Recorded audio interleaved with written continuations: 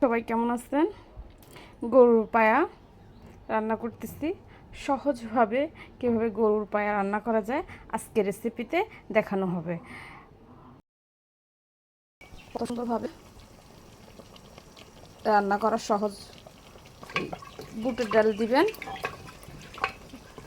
আদা রসুন পেঁয়াজ দিয়ে বসা দিবেন, এরপরে হয়ে যায়। এরপরে এইভাবে দিয়ে উপরে দিয়ে ভাগাত দিবেন। চাইলে ভাগাত দিয়ে মানে সরিষার তেল দিয়ে রসুন দিয়ে ভাগাত দিয়েও এভাবে দিতে পারবেন। আরেকটা টিপস, খুব সহজলভ্য একটা টিপস, যে গরুর পায়া অর্থাৎ নেহেরি খেতে হলে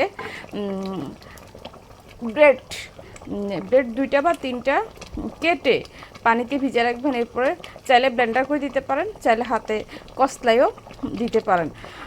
ঝোলটা এত ঘন হবে, এত টেস্টি হবে, কল্পনার বাহিরে। করে দেখতে পারেন, আমি যেভাবে বলছি এভাবে।